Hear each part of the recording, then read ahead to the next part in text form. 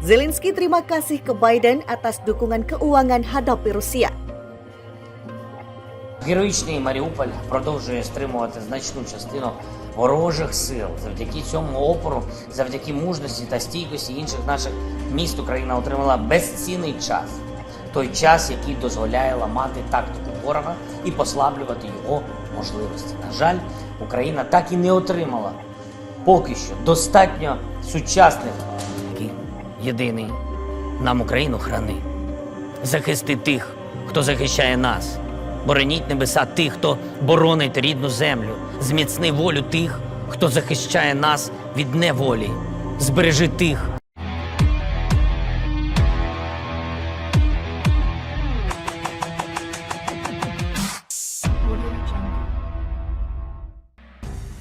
Presiden Ukraina Volodymyr Zelensky mengucapkan terima kasih kepada Presiden Amerika Serikat Joe Biden atas dukungan keuangan dan pertahanan yang berkelanjutan untuk negaranya dalam menghadapi invasi Rusia.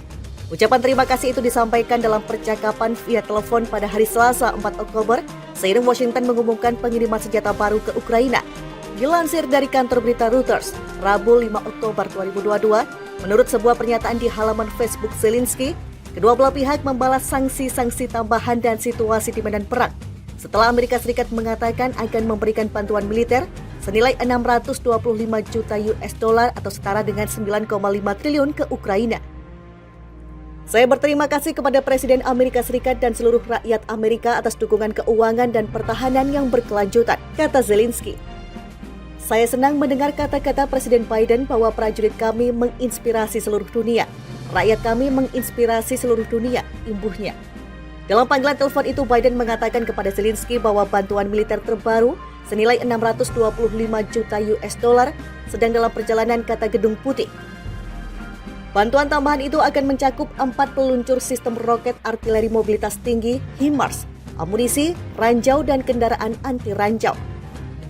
Ukraina sudah memiliki 16 sistem HIMARS yang secara luas dipandang sebagai salah satu alat paling efektif dalam persenjataannya saat negara pro-barat itu melawan invasi besar-besaran Rusia yang telah berlangsung selama 8 bulan.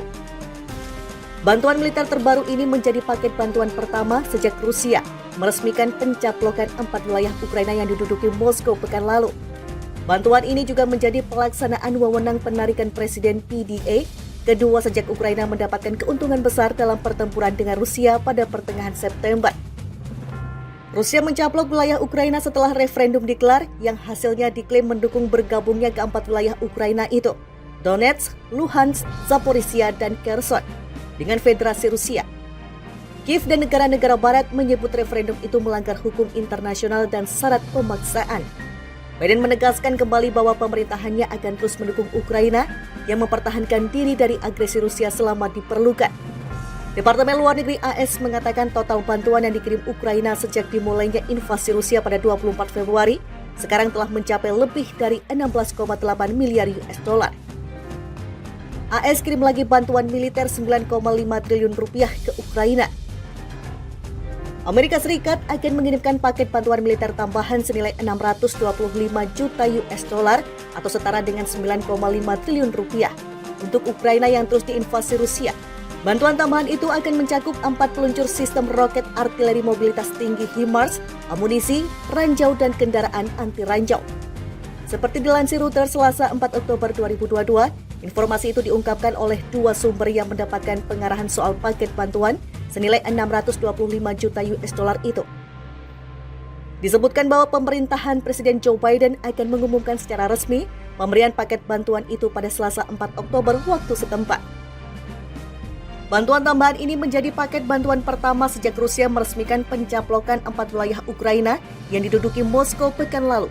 Bantuan ini juga menjadi pelaksanaan wewenang penarikan Presiden PDA kedua sejak Ukraina mendapatkan keuntungan besar dalam pertempuran dengan Rusia pada pertengahan September.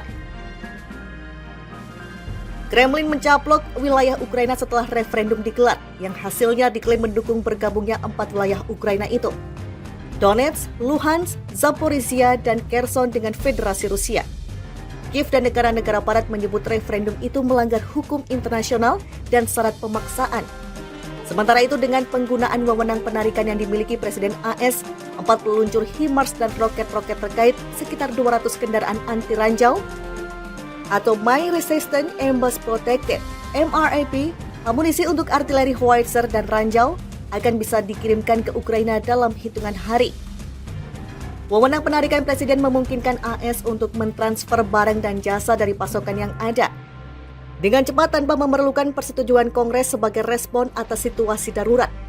Di sisi lain, ini menjadi paket bantuan pertama dari tahun fiskal 2023 dari pemerintahan AS yang saat ini berfungsi di bawah langkah stopgap funding dan memampukan Biden untuk menarik surplus senjata hingga 3,7 miliar US dollar untuk mentransfer ke Ukraina hingga pertengahan Desember.